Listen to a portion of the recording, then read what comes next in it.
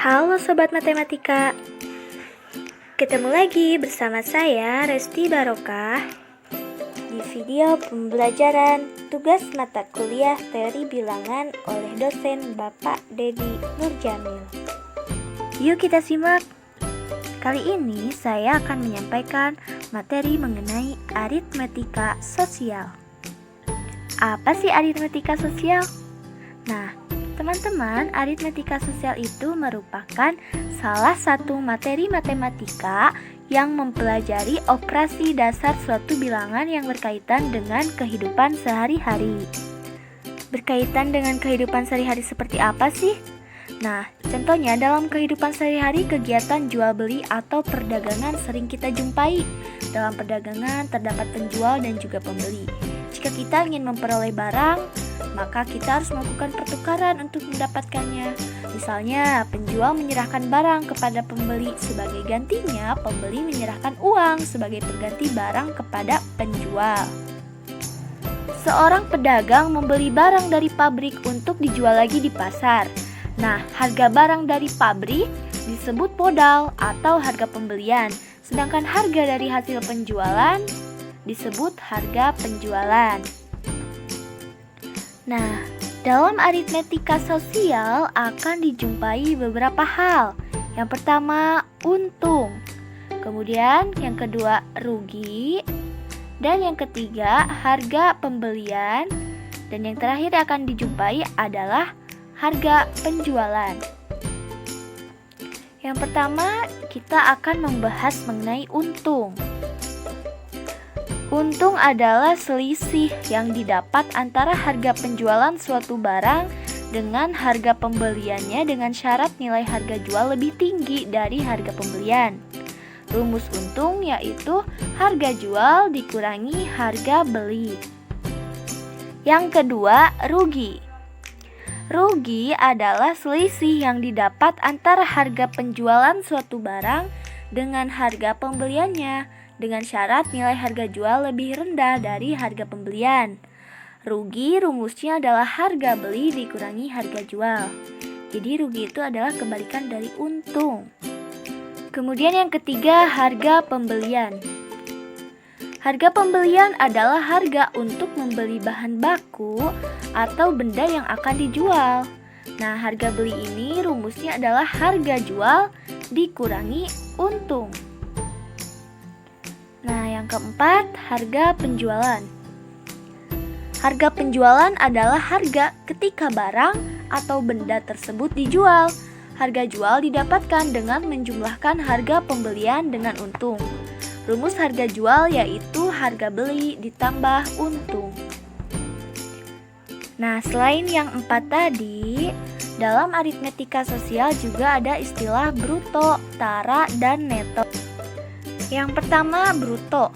Bruto adalah istilah untuk perhitungan kotor dari suatu barang.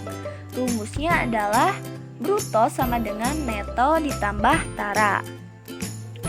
Untuk yang kedua ada tara. Tara adalah selisih antara neto dan bruto. Jadi rumus tara sama dengan bruto dikurangi neto. Dan yang ketiga ada neto. Neto adalah perhitungan bersih suatu barang. Neto rumusnya yaitu bruto dikurangi tara. Nah, dalam aritmetika sosial juga, kita juga mengenal istilah diskon. Dalam kehidupan sehari-hari, istilah diskon sering dijumpai dalam bidang jual beli. Diskon adalah besaran potongan harga yang diberikan untuk suatu barang tertentu. Nah, biasanya diskon diberikan dengan satuan persen. Contoh, terdapat barang dengan harga 100.000. Jika diberi diskon 20%, maka harganya akan menjadi, rumusnya adalah harga barang semula dikurangi persentase dikali harga barang itu. Berarti 100.000 dikurangi 20% dari 100.000 hasilnya 20.000.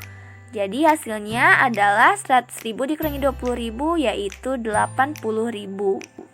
Jadi harga barang tersebut setelah diskon adalah 80.000.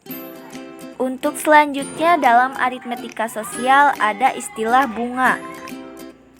Bunga dalam bahasan kali ini bukanlah bunga tumbuhan ya, seperti bunga anggrek atau bunga mawar, tetapi tambahan yang diberikan kepada suatu nilai.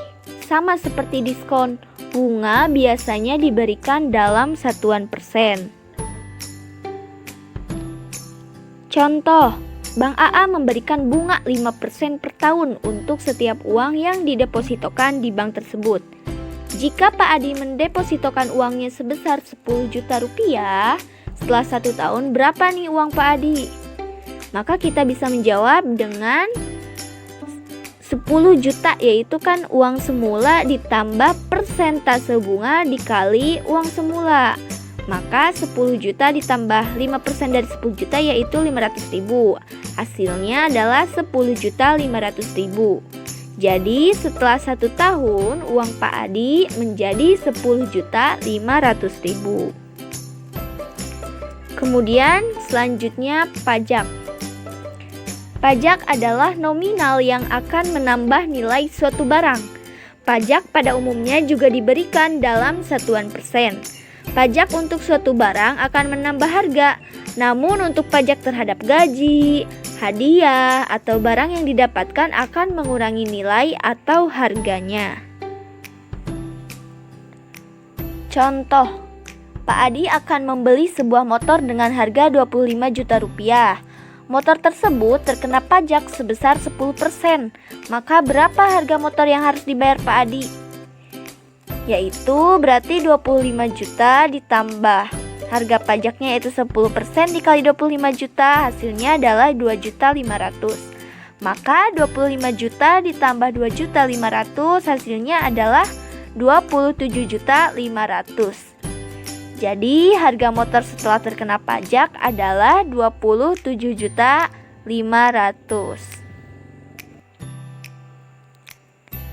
Untuk video pembelajaran kali ini dicukupkan sekian. Semoga bermanfaat dan terima kasih atas perhatiannya.